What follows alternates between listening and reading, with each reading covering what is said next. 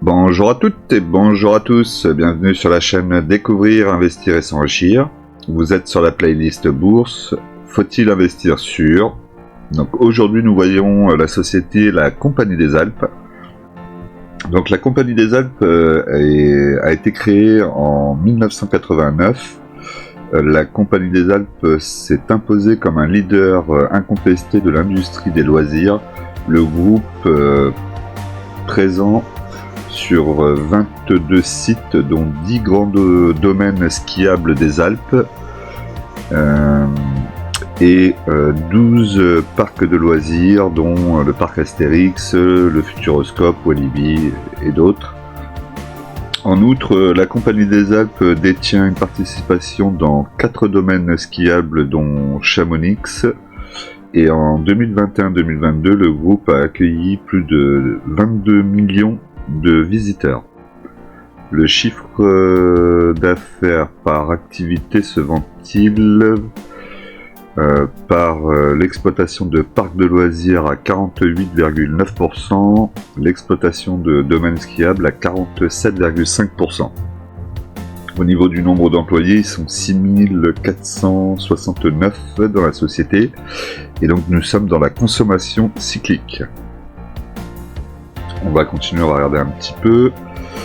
On va regarder au niveau des dirigeants. Donc,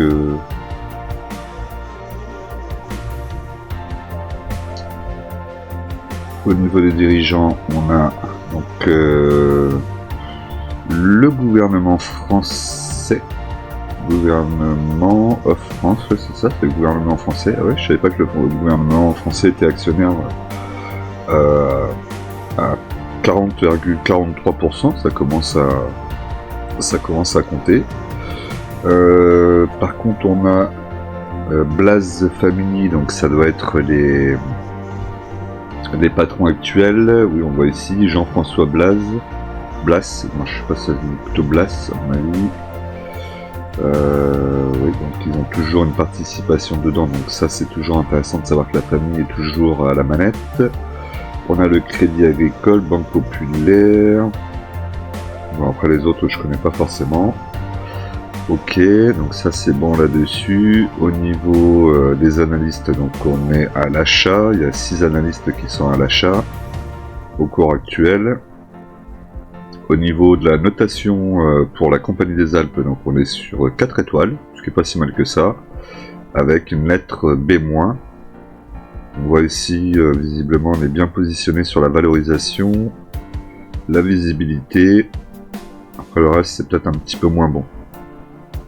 Donc la valorisation, ce qui veut dire qu'on est peut-être sur un prix intéressant, et on va le découvrir ensemble. Mais avant ça, on va aller voir les chiffres quand même. Ça reste toujours le nerf de la guerre. Alors, au niveau des chiffres, capitalisation de 715 millions et valeur d'entreprise de 1,555 milliards.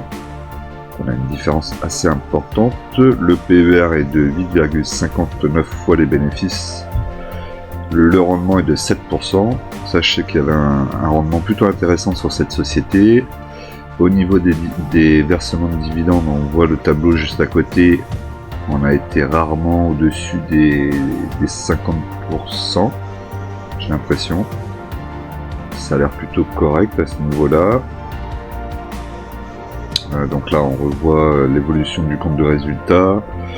Une marge plutôt intéressante aussi, hein, si on se met sur 2023. Marge nette de 8,03%. Marge d'exploitation à 12,40. Je crois qu'on était un petit peu plus haut. Bon, ça reste quand même très proche des 10%. C'est toujours intéressant quand on a au moins une marge nette de 10%. D'ailleurs, si on regarde, non, on l'a pas ici, on a un rendement moyen sur les 5 dernières années à 2,3%. On est peut-être sur des rendements assez hauts en ce moment. Il faudrait le vérifier sur l'arriéré. D'ailleurs, on peut le vérifier tout de suite. Ici, donc le rendement est là. On a 7, 6, 7. Effectivement, 2018-2019, on était à 2,17 et 2,73. C'est vrai que le dividende a énormément augmenté. Bon, on est au-dessus de 6% annoncé pour les années à venir. pourquoi pas. Après, bon, c'est toujours un business compliqué parce que station de ski, réchauffement planétaire, difficile d'aller skier s'il n'y a pas de neige. Donc bon, il va peut-être falloir aussi que ces business ils se réinventent aussi peut-être différemment. Donc marge d'exploitation 12,4 pour 17,68 en 2022, ce qui était quand même plus correct. Et là on aurait plutôt tendance à repartir sur des marges d'exploitation un peu plus intéressantes. Et on avait aussi au-dessus de 10% de marge nette, et on est sensiblement en train de remonter vers les 9% déjà. Ça c'est plutôt pas mal. Le bénéfice net par action avait baissé entre 2022 et 2023, mais a tendance à vouloir repartir. Le cash flow... cash flow là ça devient compliqué là par contre. On a 1, donc c'est quoi? C'est 1 million. Ouais, c'est ça, c'est 1 million. Ouais, ça commence à devenir un peu compliqué là au niveau des cash flows, et après ça repart à 25. Ils ont tapé peut-être dans la trésorerie pour verser le dividende. Le dividende est de 0,90 centimes. C'est correct, c'est pas extraordinaire mais c'est correct. Ensuite, on va aller regarder un petit peu plus bas la situation. Donc du bilan, on voit qu'il y a de la dette. La dette c'est quand même pas mal creusé là, surtout à partir de 2022 et 2023, on voit que ça a quand même presque doublé. Le chiffre d'affaires, donc les barres noires, pas forcément une tendance à énormément évoluer, et les bidas, c'est à peu près la même chose. Ça doit se confirmer en bas. Ici, leverage, on est à 2,94. Ça commence à faire assez haut quand même, mais bon, c'est pas non plus, je vous ai dit, la limite c'est 4. Donc il y a encore un petit peu de marge, en plus avec une tendance à baisser pour les années à venir. Une dette à 900 millions, c'est pas si énorme que ça au final comme dette. Par contre au niveau des capitaux propres, là on est à 1 milliard. Ce qui veut dire que si jamais demain on avait un nouveau Covid, ce que je ne souhaite pas hein, évidemment, là je pense que la société se relèverait pas. Donc là ça devient peut-être un petit peu plus compliqué. Alors un Covid, je suis peut-être un peu extrême, mais disons que ce que je veux vous faire comprendre, c'est que si elle avait une nouvelle difficulté qui arrivait devant elle, ça pourrait être compliqué à gérer, parce que là, entre la dette et les capitaux propres, l'écart commence à être de moins en moins important. Moi j'aime bien quand il y a quand même un bel écart entre les deux. Ça rassure un petit peu. Sans parler qu'on a vu là déjà qu'au niveau des...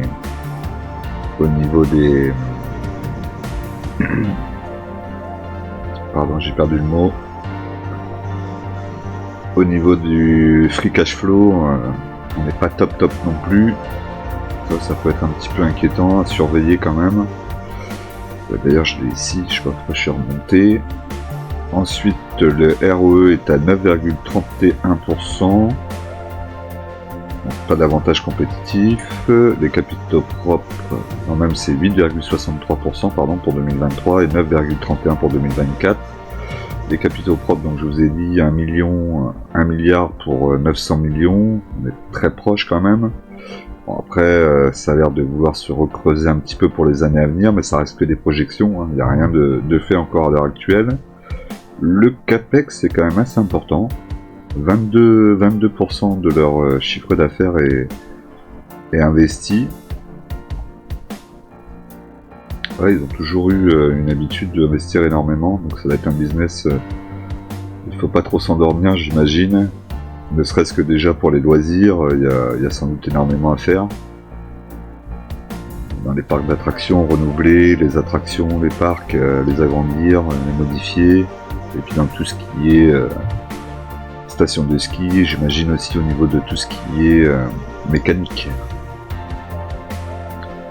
Alors au niveau des chiffres, moi ce qui m'embête donc c'est le côté free cash flow pour 2024 qui est à 1 million, qui est quand même très bas, grosse chute même si après ça reprend. Ensuite, deuxième chose qui pourrait me poser problème sur les fondamentaux de la société, c'est le fait que la dette soit couverte par les capitaux propres, mais ça reste quand même assez limite. On est un petit peu, comme je vous ai dit, si jamais elle a un problème de main, ça pourrait être difficile à gérer après derrière. Après, je vois qu'au niveau des dividendes quand même, on n'est pas... Ils se sont jamais vraiment enflammés, en tout cas depuis 2018, ils ont toujours réussi à les verser sans s'endetter, j'ai l'impression. Ça c'est plutôt correct et c'est plutôt pas mal de leur part. Du coup, on va regarder rapidement la cotation. Donc là, 14,18 € hein, à l'heure actuelle. Au niveau de la cotation, qu'est-ce que ça nous dit? Donc là, si on regarde la map, déjà, rappelez-vous ce que je vous ai dit la dernière fois. Si on a une map toute verte, et surtout sur ces derniers chiffres ici, c'est-à-dire que la société est plutôt intéressante à regarder. Ça, ce serait pour un premier coup d'œil. Donc là, on a une map qui ne l'est pas du tout. On a un négatif sur 10 ans, mais encore plus sur 5 ans, sur 3 ans. Donc ça peut mettre un petit signal d'alarme, on va dire, sur le fait que la société n'est pas super top. Et je suis pas sûr que ça ira mieux, comme je vous ai dit, un réchauffement climatique, ça va vraiment poser un problème. Et au niveau des extrêmes de cours, donc on a un plus bas sur 10 ans à 11,53 pour un plus haut à 36,10 qui est revenu peut-être, on pourrait voir à quel moment. En tout cas sur l'année en cours, on est à 15,50. Sur les 3 dernières années, le plus haut 24,90. Bon, on voit quand même que de chaque année, ça va de plus en plus bas. Donc, attention quand même. Attention quand même. Je regarde s'il y avait quelque chose qui pouvait être intéressant. Donc on va aller voir le graphique. Alors au niveau du graphique, qu'est-ce que ça nous dit? Hop. C'est normal, c'est au bout d'un moment. Sans l'abonnement, vous avez un temps très réduit hein, sur Zone Bourse. Si jamais vous voulez y aller, n'hésitez pas, c'est vraiment une super plateforme. Mais si vous n'avez pas l'abonnement, forcément vous avez quelques minutes, hein, des fois 10 minutes, et puis après ça coupe. C'est pour ça que j'essaie de faire les vidéos assez rapidement.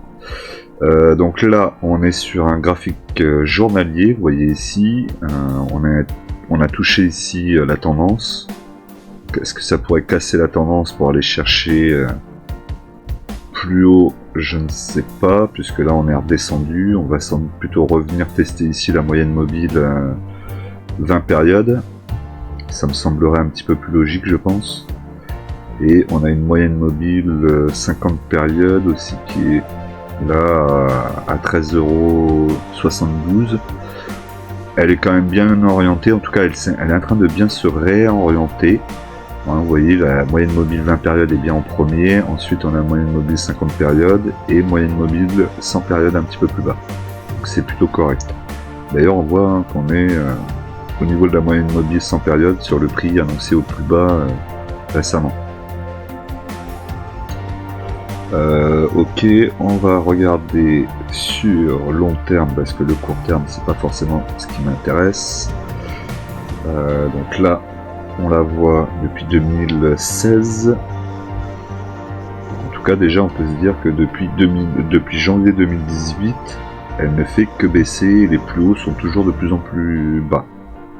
Là on avait le plus haut, un plus haut plus bas, un plus haut plus bas, un plus haut plus bas, un plus haut plus bas, bon, vous avez compris le principe. Donc ça, et ça depuis 6 ans. Donc depuis 6 ans, alors après est-ce que ça commence à consolider par ici? J'ai pas forcément l'impression. Ouais, peut-être pour jouer un petit peu le dividende là en ce moment, je sais même pas. Le dossier a l'air compliqué quand même. Hein. Le dossier a l'air compliqué. Je connais pas forcément super bien cette société, mais en tout cas de ce que je vois des fondamentaux, il y a quand même des petits risques. Si jamais 2024 est beaucoup plus compliqué, je pense qu'il sera plus compliqué que cette année, c'est pratiquement sûr. Ça pourrait faire des dégâts, donc je ne sais pas à quelle mesure on peut se positionner sur ce genre de société. Dans les infos, on va regarder l'actualité. Je crois qu'ils ont gagné les Jeux Olympiques d'hiver Ça va pas tarder à couper, je pense, là. Et je crois qu'ils ont gagné les Jeux Olympiques d'hiver pour 2030. Il me semble avoir entendu ça il y a quelques temps. Je sais pas si je dis une bêtise, ils le mettent pas. Actualité. Compagnie des Alpes, documents, station de Kir.